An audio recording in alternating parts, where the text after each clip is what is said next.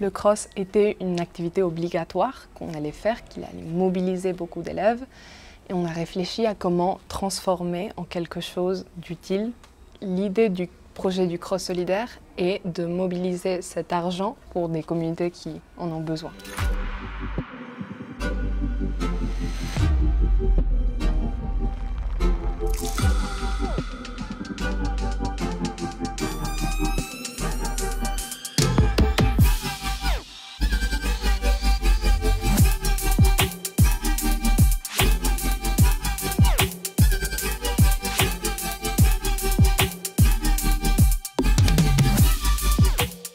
À travers la pratique sportive, on a pour objectif de travailler sur les valeurs de coopération, de solidarité, d'engagement, de prise d'initiative, qui sont finalement les 4 piliers, je pense, de la citoyenneté.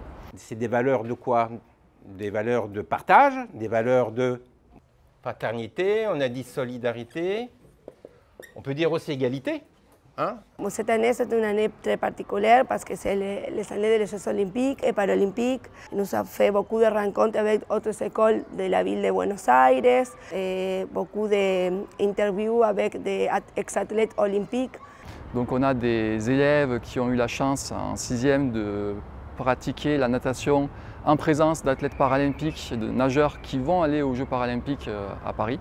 Les premiers Jeux paralympiques, c'est en 1962, au moment des Jeux olympiques de Rome. Nous avons la chance d'être en face d'un institut qui s'appelle l'INCUCAI, un institut médicalisé qui travaille avec des personnes en situation de handicap et qui les aide à travailler, y compris sur le plan sportif justement, avec leur handicap, à le dépasser ou à le compenser plutôt. Et donc on a la chance de pouvoir à certains moments de l'année, alors en particulier cette année évidemment, mais pas seulement, on a déjà travaillé avec eux dans les années précédentes, à travailler avec les enfants, leur faire découvrir ce que c'est, vraiment in situ. J'ai été assez agréablement surpris par la curiosité des élèves. Et c'est peut-être ce qu'on cherche à développer chez nos élèves, la curiosité vers quelque chose qui est différent d'eux, la décentration de soi.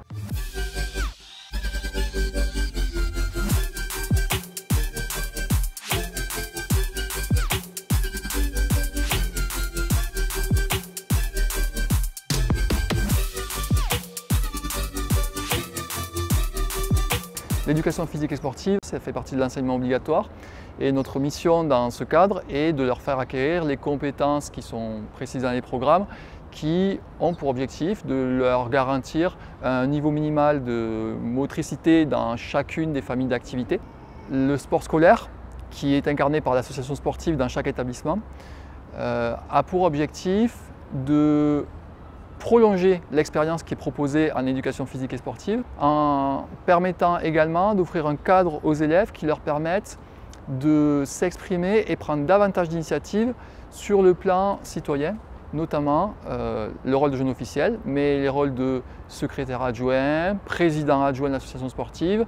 Étant que prof de danse, j'organise l'examen pour les jeunes juges, qui consistait en regarder une production des copains et faire des corrections, des critiques de façon positive. Chez nous, la formation des jeunes officiels, c'est quelque chose d'assez récent, puisqu'on a commencé l'année dernière en se donnant l'objectif de former un maximum de jeunes officiels, quelles que soient les activités qu'on proposait à l'association sportive.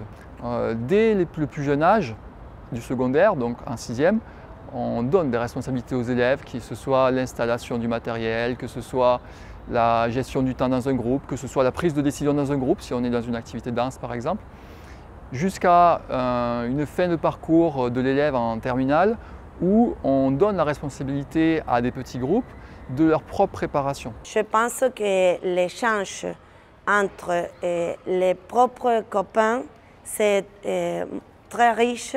Pour moi, la solidarité, la coopération, le fair play, le travail en équipe, l'inclusion sont les valeurs les plus importantes. Je pense que le sport ouvre à des compétences interdisciplinaires, tout ce qui est compétences sociales, acceptation de la différence, acceptation aussi de soi, de ses difficultés, des difficultés de l'autre, et de la notion d'effort aussi. Donc c'est un certain nombre comme ça de compétences transversales qui peuvent être acquises à travers le sport.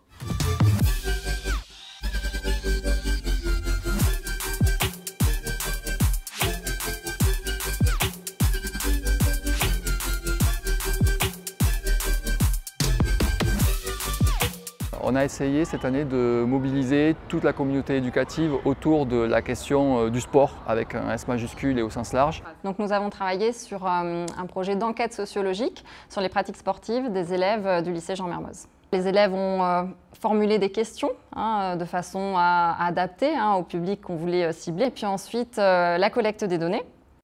Et dans un dernier temps, on fera l'analyse des données pour essayer de faire émerger, répondre aux hypothèses qu'on s'est posées. Est-ce qu'il y a des inégalités de pratiques sportives entre les filles et les garçons?